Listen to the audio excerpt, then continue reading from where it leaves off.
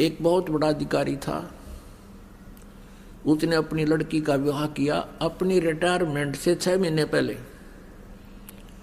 और उसको पता था कि मैं आमंत्रित करूंगा अपने अंडर जितने भी अन्य अधिकारी हैं वो आएंगे, कोई 1 लाख लेकर आओगा, कोई 50,000, कोई 10,000 दिखा दिखा कर देगा, और ऐसा ही किया।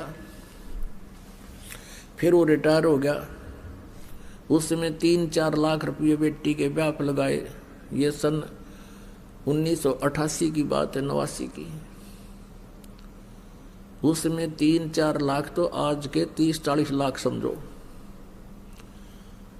अब लड़की का विवाह कर दिया, 3-4 लाख रुपए लगाए, और कर्मचारी अधिकारी कोई 2,000, कोई 10,000, कन्यादान को 20,000, कोई 50,000।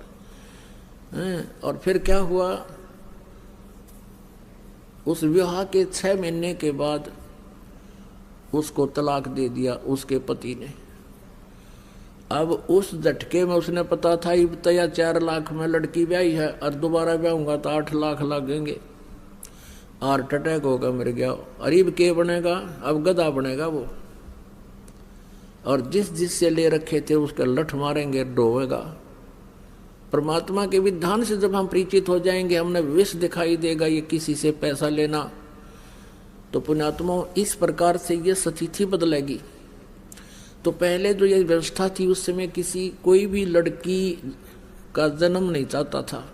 विवाह होते ही ये सोचा करता भगवान संतान हो और पुत्र हो। अब वो चाह रहा था कि पुत्र हो, लेकिन पुत्री का को जन्म हुआ।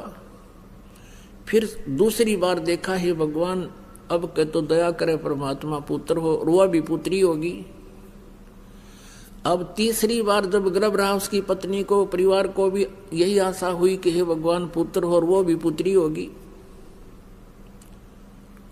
और चौथी भी पुत्री होगी, 5वीं भी बेटी होगी। अब क्या मनुष्य का चाहा हुआ, क्या मनुष्य का किया हुआ, वही हुआ जो उसके मस्तिष्क में पहले लिखा हुआ था। तो यहां अगर कोई ये सोचे तो इसको कहते हैं उस साहेब के हुक्म बिना नी तरवर पात हिलंदा। तो पुण्यात्माओं, जब हम इस आध्यात्मिक ज्ञान से परिचित हो जाएंगे, फिर हमारी 90% बकवाद हट जाएंगी।